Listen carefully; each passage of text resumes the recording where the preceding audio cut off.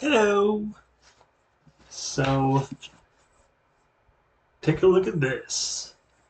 This is our selection for this episode, and the theme we've got going here is historical horror. Um, all three of these books take place at some point in history and have a little bit of a horror theme to it.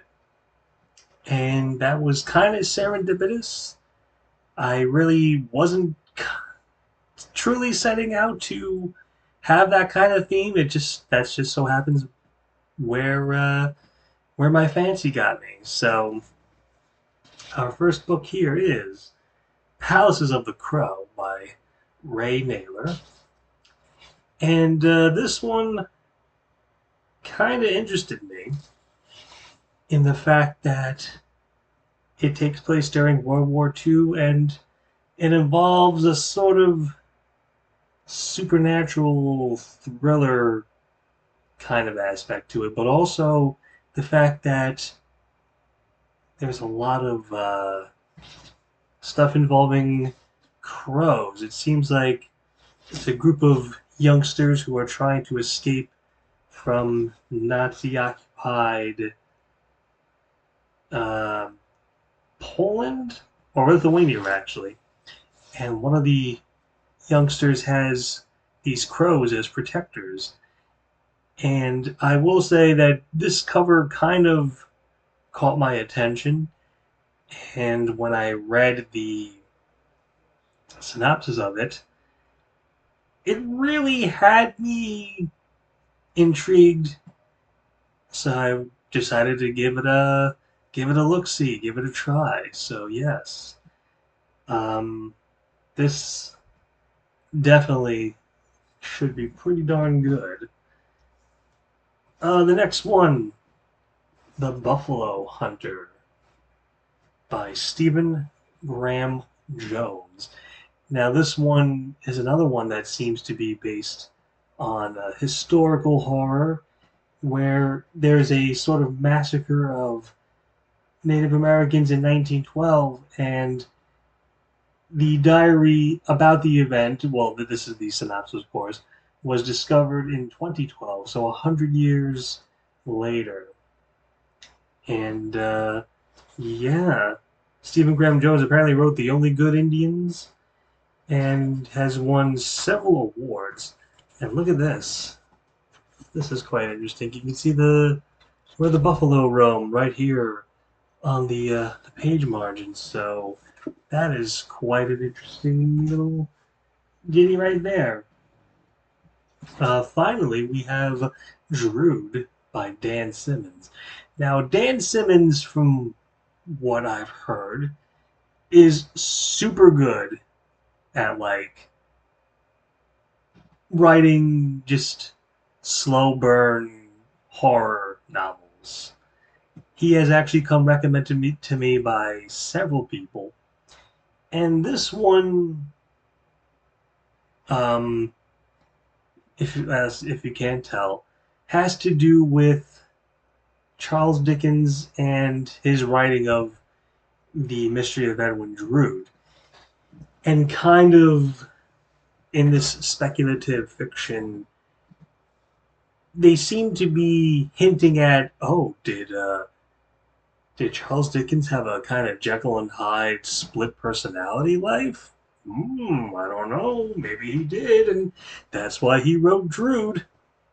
So this should be very interesting. It's a dummy thick book.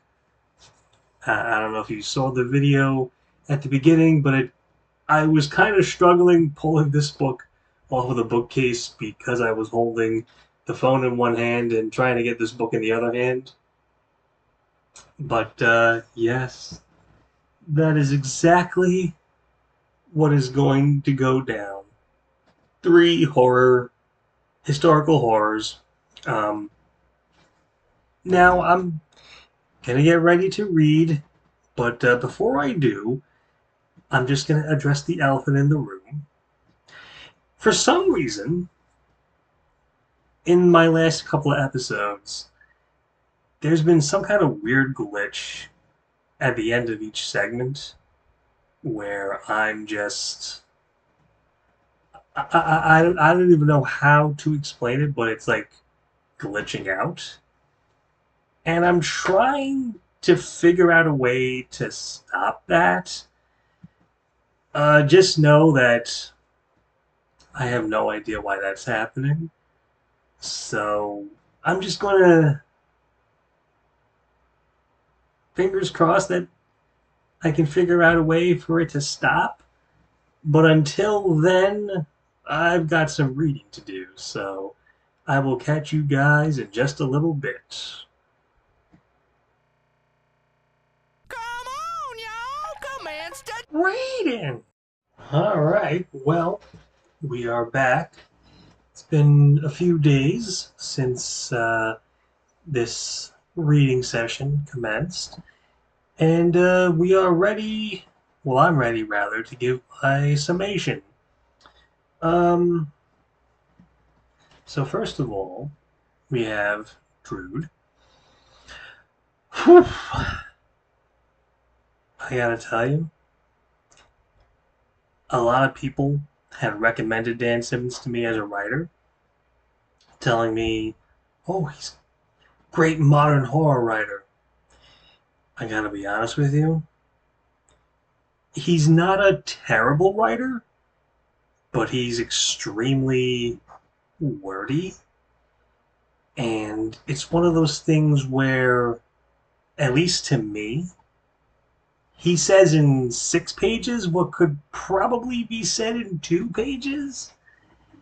I mean, the concept of this is a good one. Talking about, again, how Charles Dickens, oh, he might have lived a double life. He might have been like a Jekyll and Hyde. And apparently, the guy who is supposed to be the narrator is supposed to be an unreliable narrator. From what I understand, the character is kind of like Salieri in Amadeus. Basically, like, oh, well, I was the better writer, but Dickens got all the glory. So, yeah, this book just was not holding my interest. I felt I tried to power through it, but it just was not doing it for me. So unfortunately, reluctantly, I got to give this one and put it into the not to finish pile. So yeah, unfortunately, that is that. So now on to the Buffalo Hunter. Is it the Buffalo Hunter Hunter or the Buffalo Hunter? I'm this the because I realized I called it the Buffalo Hunter, but then when I looked at it, it was like the Buffalo Hunter Hunter. I don't know. Stephen Graham Jones has a really great style of writing, and this one seems to be split between 2013, or rather 2012 and 1912, and it's the main character's great grandfather's journal is discovered, and this had me hooked. I really want to know what happens next in this book, and from what I understand, Stephen Graham Jones really has a lot of great novels out. Um, this one definitely has me intrigued, definitely wanting to see what happens next. So I'm going to put this one into the keep reading pile. All right, so we're going to see about breaking the tie here with The Palaces of the Crow by Ray Nayler. This one really had me hooked. Now, I'm not sure 100% if this is supposed to be, because it seemed like it was leaning towards the horror genre, but as I read the first 20 or so pages, it was kind of more a historical drama slash suspense thriller. Not that there's anything wrong with it because it's really well written, but I might have jumped the gun a little bit by calling this a historical horror. Um, though I suppose if you want to be pedantic, the horrors of war are horrors. I'm rambling now, I realize, but this really got my interest because it seems like the crows are one of the main characters, and I always like to see books like this where the animals have just as much of a personality and characterization as the humans. So, yeah, this is definitely something that I want to keep reading. Um, very, very nicely done. So, it is a 2-to-1 scale, and good lord, look at this. These two books together are only just as thick as Drood. Um, Apologies to fans of Dan Simmons. Like I said, he's not a terrible writer. I wasn't. I didn't leave this book going, "Oh God, this sucks. It's terrible." It's just more like, "Whew, this guy is super long-winded. Like, come on, get to the point."